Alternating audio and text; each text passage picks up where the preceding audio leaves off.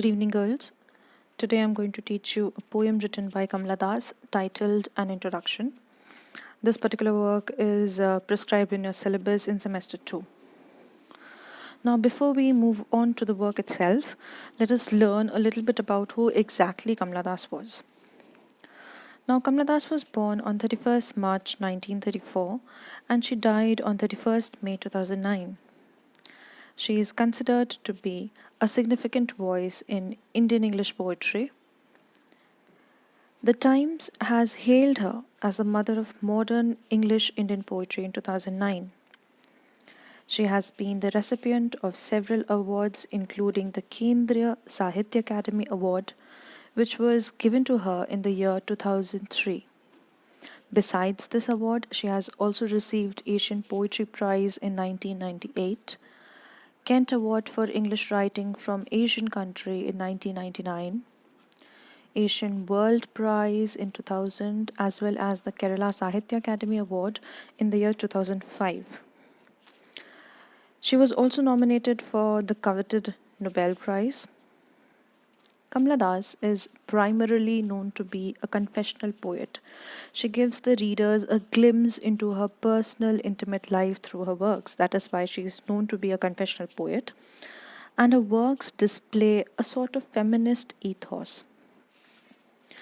She was born in an aristocratic Nair family in Malabar, Kerala, and her maternal grandfather and grandmother were descendants of Rajas, a caste of Hindu nobility. It is interesting to note that she started writing at the age of 6, and her first poem was published by Pen India at the age of 14. Besides her name Kamala Das, she is also known by Madhavakutti, and after the death of her husband, she embraced Islam at the age of 65, and later on, she was known as Kamala Suraya as well. Kamala Das writes in 2 languages and she has extensively written essays, novels, anthologies, which are a collection of poems, on a very broad spectrum of topics. Since the publication of her first volume, titled Summer in Calcutta in 1965, she is considered to be an important voice of a generation who exemplifies a break from the past by writing in a distinctly Indian persona. So instead of imitating the West, her persona was very strong and very Indian in nature. Rather than imitating the techniques of the modernists, she developed her own writing style. Her poetry and her poetic style had a freshness and vigor, as well as her works are noted for a very powerful passion. They have a confessional strain in them, and the themes that we find in her poems are majorly autobiographical in nature. Her poems are remarkable for the explorations of self and female sexuality, urban life, women's role in traditional Indian society. She talks about issues of a post-colonial identity as well as the political and personal struggles of marginalized people.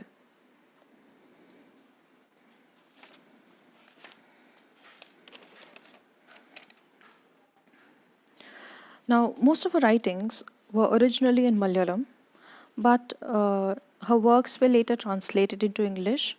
And as a bilingual writer, some of her important works include Summer in Calcutta, which was written in 1965, The Descendants, which was published in 1967, The Old Playhouse and Other Poems in 1973, as well as a very important work of hers is her autobiography titled My Story, which was published in the year 1974.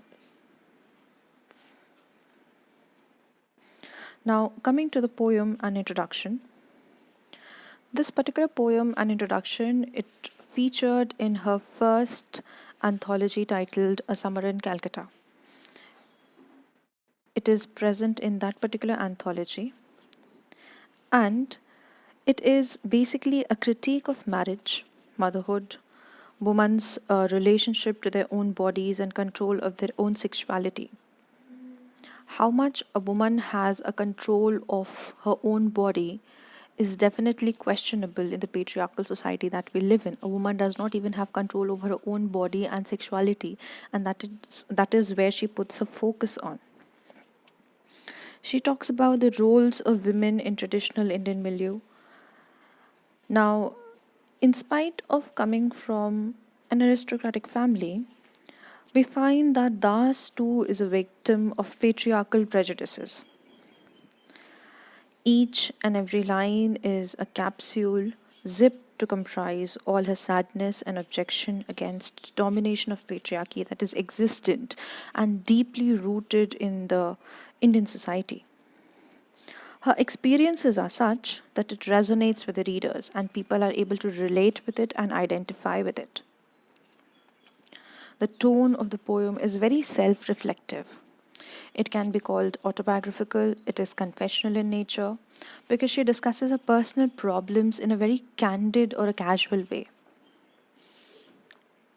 One must note that it is written in blank verse or free verse, and thus actually tries to bring focus on how women are discriminated against on an account of their gender, even when they constitute half of the world's population. She basically tries to address the gender inequality that is present in the society. The poem voices the poet's quest for identity and fulfillment. She is looking for an identity and she is looking for equality, which is a kind of privilege for men but not for women present in the same society. The theme of the poem is the life of a woman in a patriarchal society, primarily a male dominated society, and this is one of her better known works, which has earned her a lot of fame and recognition as well. Let us go through the poem once. An introduction. I don't know politics, but I know the names of those in power and can repeat them like days of week or names of months beginning with Nehru. I am Indian, very brown, born in Malabar. I speak three languages, write in two, dream in one. Don't write in English, they said. English is not your mother tongue. Why not leave me alone? Critics, friends, visiting cousins, every one of you. Why not let me speak in any language I like? The language I speak becomes mine.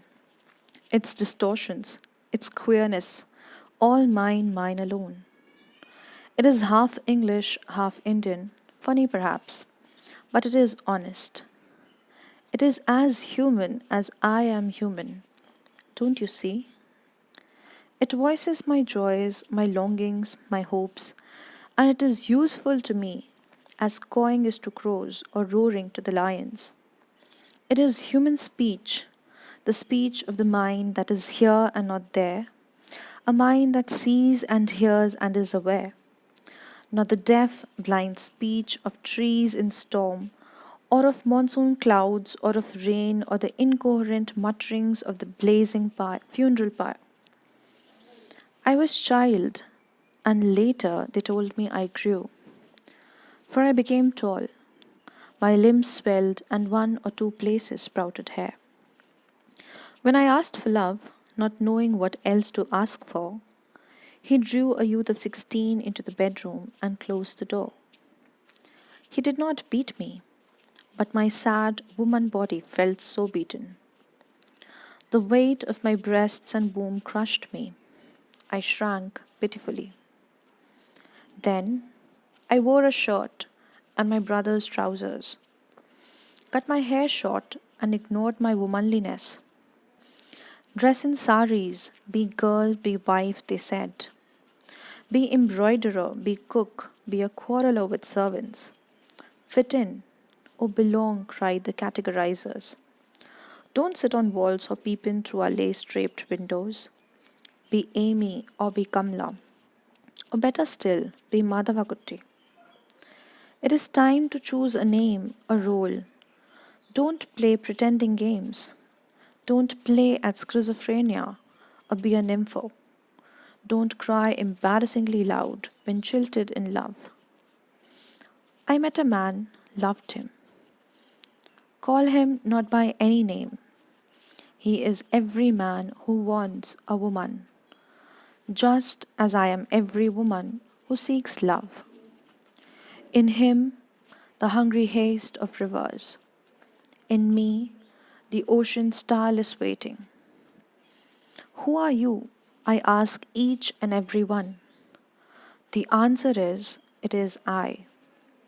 Anywhere and everywhere. I see the one who calls himself I. In this world, he is tightly packed like the sword in its sheath. It is I who drink lonely drinks at 12 midnight in hotels of strange towns. It is I who laugh. It is I who make love and then feel shame. It is I who lie dying with a rattle in my throat. I am sinner, I am saint. I am the beloved and the betrayed. I have no joys that are not yours, no aches which are not yours. I to call myself I. Now, this was just the first reading of the poem. I'll be ending this lecture for the time being over here, and this is just the part 1. I'll be releasing a part 2 which will contain the explanation of the verse that we just went through. Thank you.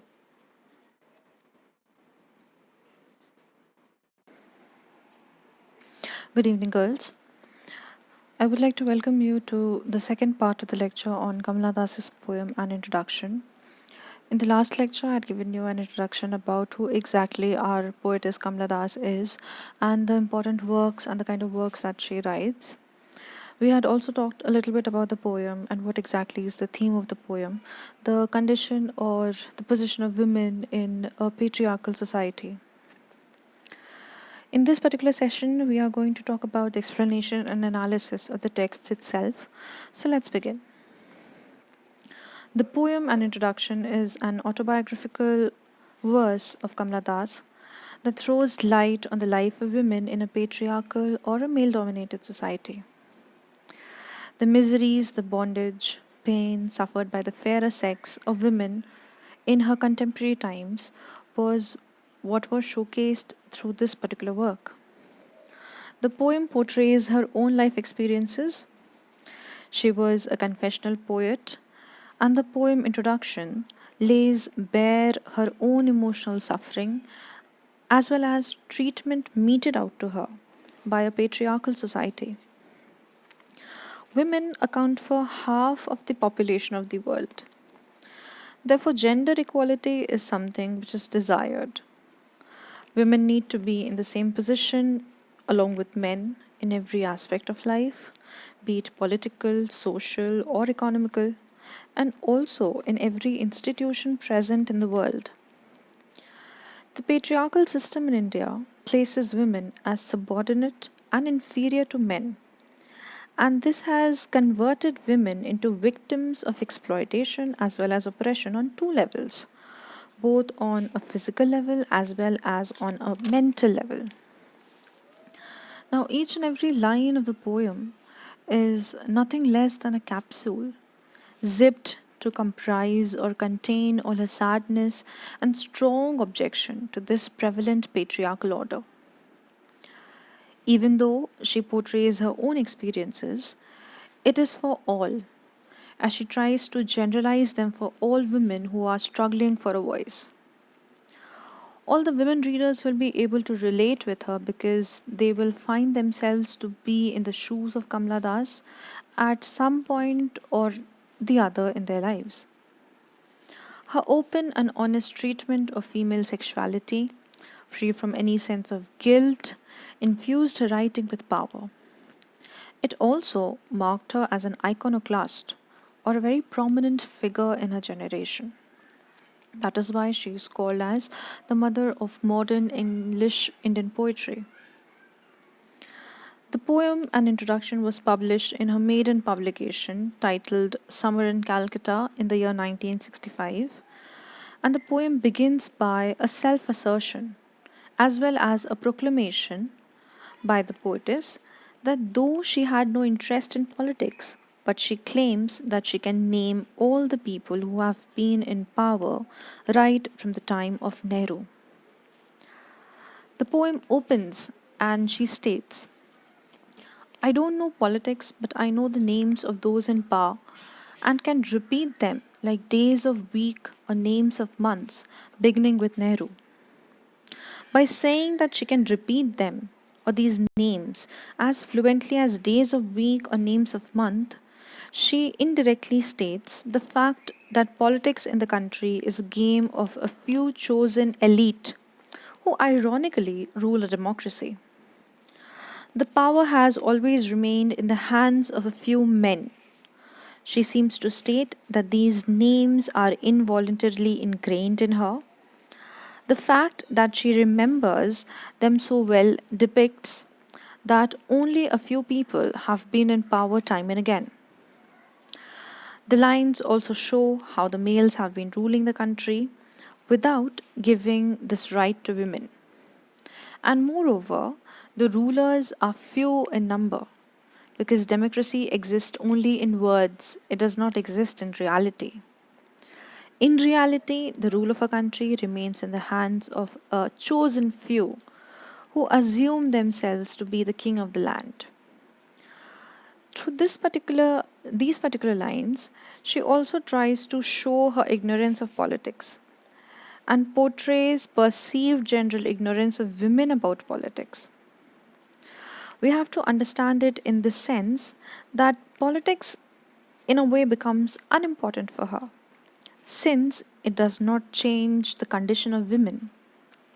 No matter which man comes to power or no matter which ruler comes to power, the status of the women or the position of the women in a patriarchal society is never going to change.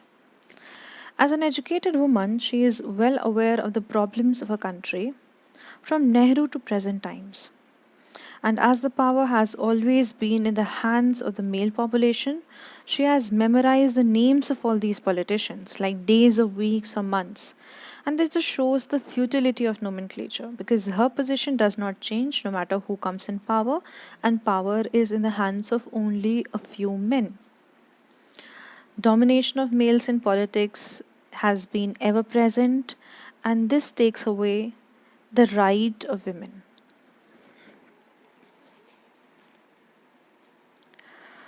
The poetess continues and says, I am Indian, very brown, born in Malabar. I speak three languages, write in two, dream in one. In these lines, we find the poetess to be very proud of her origin, and she declares that she is Indian and brown in color, not just brown, but very brown. First, she introduces herself by saying that she is Indian and then reveals her color very brown, reiterating the fact that she is proud of her origin and her home in Malabar. We can assume that she is probably also hinting at the importance that is laid upon beauty. Beauty is considered to be one of the most important considerations and a kind of a qualifying criteria for women for the good prospect of marriage. In the context of Indian society, brown can disqualify the prospect of good marriage for women, but here Das chooses to introduce herself as a brown woman. By doing so, she tries to negate the prevailing mindset of domination. She is trying to break the mentality. In the next line, she says, I speak three languages, write in two, dream in one. She says that she can speak in three languages, write in two languages, she is bilingual, but she dreams in one, articulating the thought that dreams have a universal language. Kamala Das is proud of her Indianness, and we find her free from regional prejudices. She first defines herself in terms of her nationality and second by her color. She wanted to probably carve her identity and exclaims that she is proud of the same. The lines can be interpreted in another way as well. The poetess perhaps tries to show her ability in the educational sphere, which is not very accessible to most women.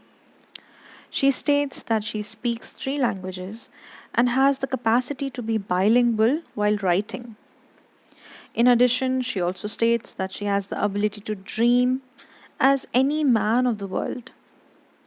She probably was trying to compare herself with the men of the world in order to show that she was no lesser than any other individual of any gender.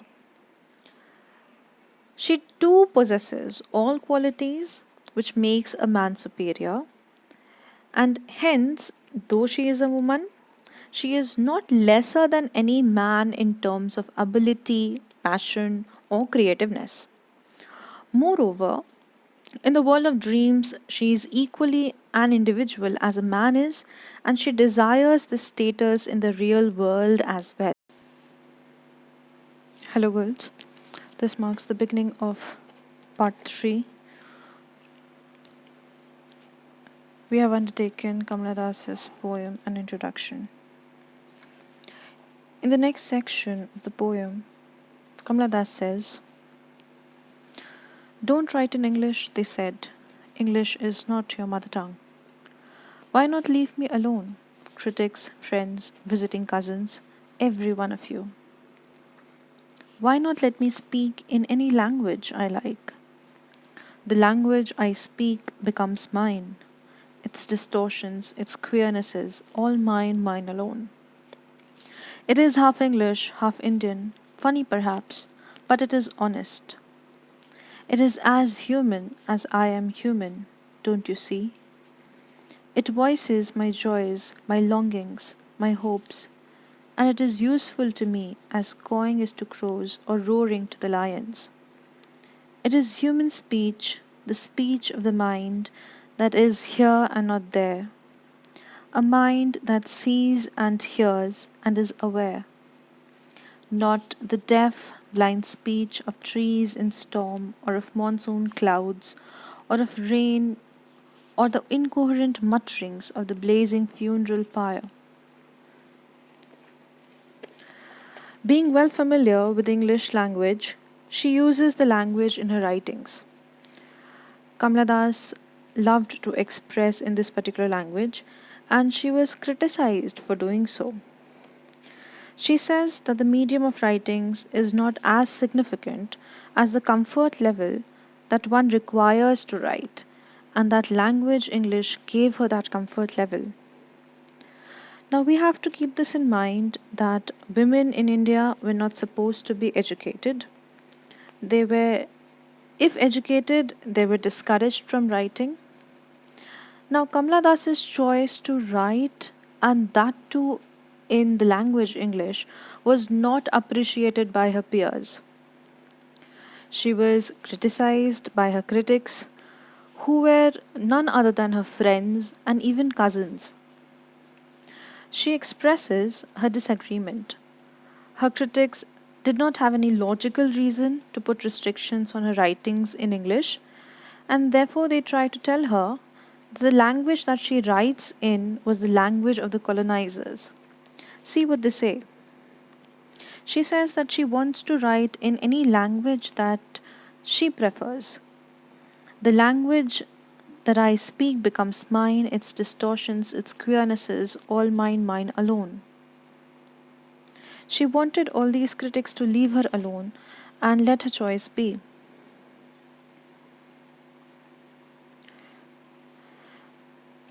The critics tried to tell her that she must refrain or stop from using it. However, she does not agree, and the choice of language becomes a form of rebellion.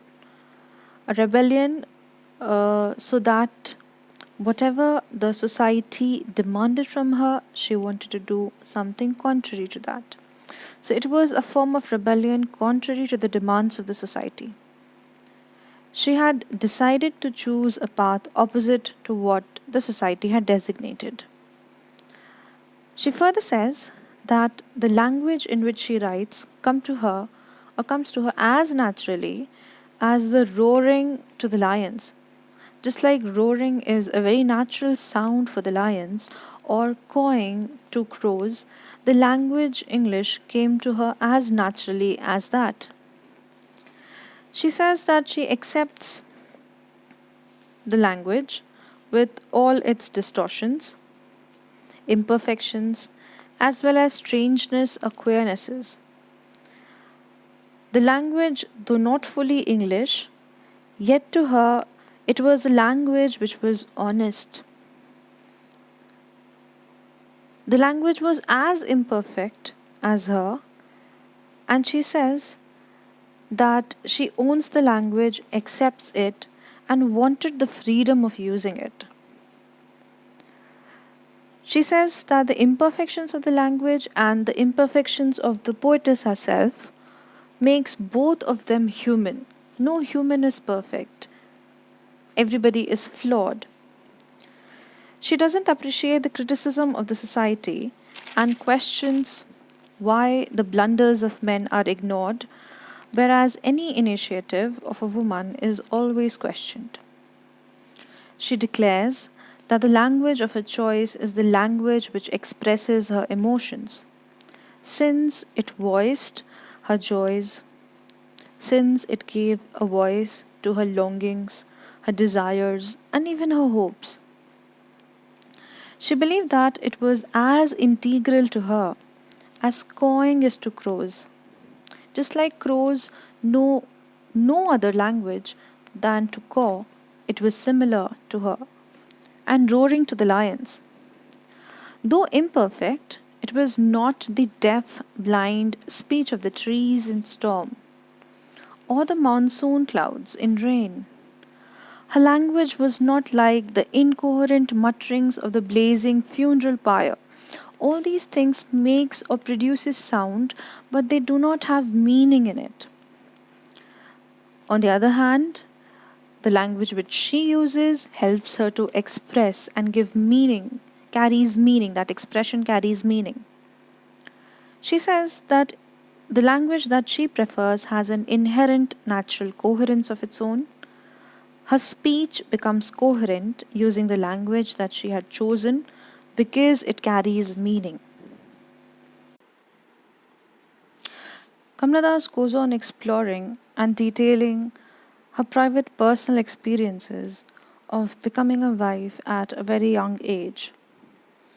She was married at a very early age and she talks about her marital relationship with her husband. She says, I was a child and later they told me I grew. For I became tall, my limbs swelled, and one or two places sprouted hair. She was just a child when she was married, but people told her that she had grown up because she had grown tall and attained puberty. She never wanted to accept this interpretation because in her heart and in her mind she still felt like a little child. She was not ready for a marital relationship but was forced into one. The poetess further says, when I asked for love, not knowing what else to ask for, he drew a youth of 16 into the bedroom and closed the door. He did not beat me, but my sad woman body felt so beaten. The weight of my breasts and womb crushed me. I shrank pitifully. Her soul, she says, was very naive, innocent, and even immature. When she asked for love from her husband and a so called soulmate, not knowing what else to ask for, all she got was lust in return. She confesses that he took a youth of 16 into the bedroom and closed the door. Instead of love, what she had received was lust. The poetess here not only describes her married life, but tries to narrate the story of almost every woman in the country. It is clear that Kamala Das had no happiness in her married life. The grief and sorrow of the poetess is the grief and sorrow of every woman in the country. This expression is a story of criticism of the practice of child marriage in India. The ill practice pushes young children into such a predicament or a problematic situation while they are still immature. Kamala Das confesses that although her husband did not beat her physically, but yet she experienced a feeling of being crushed and beaten on a mental as well as an emotional level. She says that, and I quote, "My sad woman body felt so beaten. The weight of my breasts and womb crushed me. I shrank pitifully." This is a very sad expression of how unprepared the body of a young 16-year-old is for the assault that it gets subjected to after marriage. She shrank pitifully, ashamed of her femininity.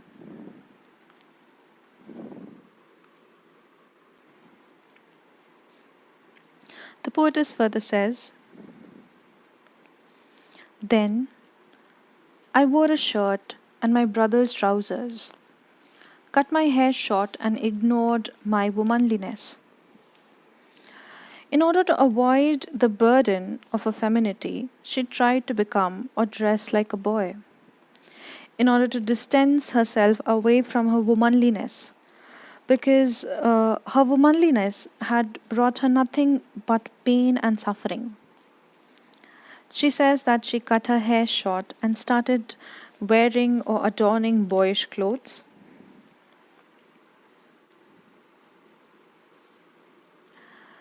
People were still critical of her actions, and they say, "Dress in saris, be girl, be wife," they said. "Be embroiderer, be cook, be a quarreler with servants. Fit in, or belong," cried the categorizers. "Don't sit on the walls or peep in through our lace draped windows. Be Amy or be Kamala. Or better still, be Madhavakuti. It is time to choose a name, a role. Don't play pretending games. Don't play at schizophrenia or be a nympho. Don't cry embarrassingly loud when jilted in love." People criticized her and they tried to command her to fit in or to conform to the various roles assigned to her or on account of her being a woman. These are the roles which the society defines on the basis of gender. Her act of wearing her brother's trousers was not appreciated by her in laws. They start taunting her and pass caustic comments to her. She was ordered or commanded to be dressed in saris. She was asked to be a girl, a wife, a embroiderer, a cook, or even a quarreler with servants, because women are supposed to be placed in these roles and nothing more than that.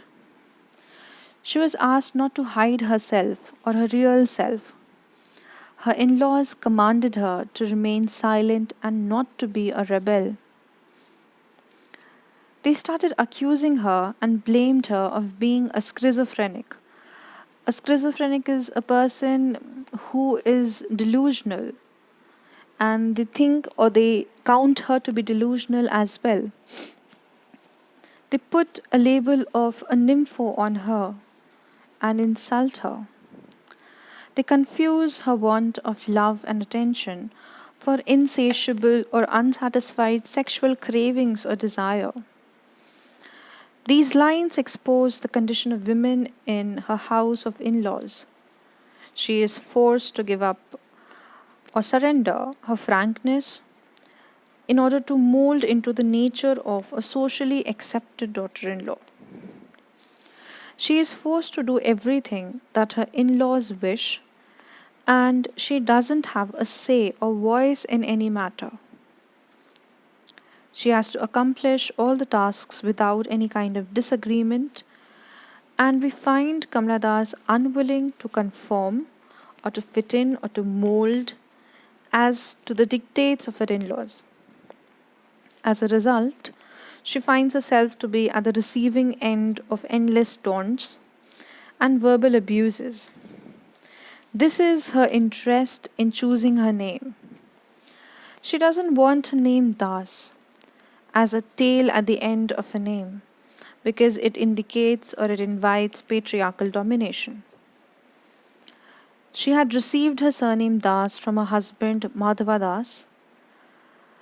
The poetess says that it was better to call her Amy or Kamla. She wanted an identity for herself. The poem itself is a quest for an identity. The Indian society is a society in which patriarchy is somehow woven into its fabric. It is deeply ingrained in society, and Kamala Das shares her experience and the bitterness of the patriarchal domination that she had received on a very first hand basis.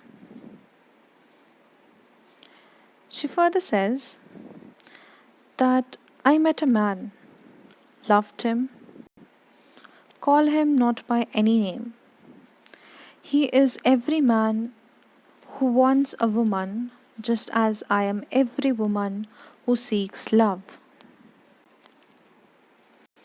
The poetess recognizes her husband to be a kind of a stereotype for all husbands of women in India.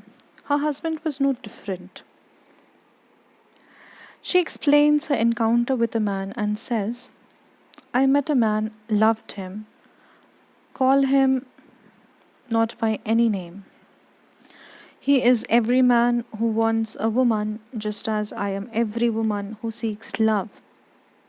In him, the hungry haste of rivers, in me, the ocean's tireless waiting. She explains her own personal encounter with a man. He is like every other man who wants a woman, and he becomes an embodiment or symbol of hungry haste of rivers, referring to the impatience which men have. While she is, like every other woman, an embodiment or a symbol of patience, like the ocean's tireless waiting. The oceans do not go anywhere, they wait patiently at their place. She attributes this particular man not with a proper noun. We do not get any names, but she addresses him with a common noun by calling him every man, in order to reflect the universality of his actions and behavior. She says that the man had defined himself as I. We'll go back to the verse. Poetess says or asks, who are you? I ask each and every one. The answer is, it is I. That is how the man defines himself. Anywhere and everywhere, I see the one who calls himself I in this world. He is tightly packed, like the sword in its sheath. It is I who drink lonely drinks at 12 midnight in hotels of strange towns. It is I who laugh, it is I who make love, and then feel shame. It is I who lie dying with a rattle in my throat. Now, this every man defines himself as I. I reflects or stands for the supreme male ego. He is tightly compartmentalized, as if a sword in its sheath has a proper place. It portrays the power of politics of the patriarchal society that we live in. Everything revolves around control and power that one yields or exercises. It is this I or this man that stays out at night without any restrictions. She addresses the inequality present in society. This I is free to laugh at his own folly or foolishness. When he succumbs or gives in to a woman out of lust and later feels ashamed of his own weakness that he had let himself get carried away so easily. This I drinks at 12 midnight in hotels of strange towns. Everything is allowed for them, but not for the women. Thus says that the supreme male ego, or this I, too dies with a rattle in their throat, in his throat, like everyone else. What Kamala Das wanted to say was that this I, or this every man, is no different from any other woman present in the society. Because when death comes, everybody is going to die with a rattle in their throat. She concludes the poem by saying that I am sinner, I am saint, I am the beloved and the betrayed. I have no joys that are not yours, no aches which are not yours. I to call myself I. Death and its reality, or better said as finality, exposes the futility of the male ego. She says that a woman is no different from a man.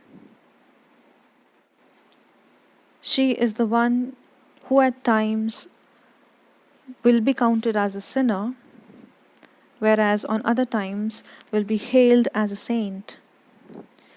She too shares the similar joys and pains that a man shares. She proves that any man is not greater than any woman, and death becomes the greatest leveler.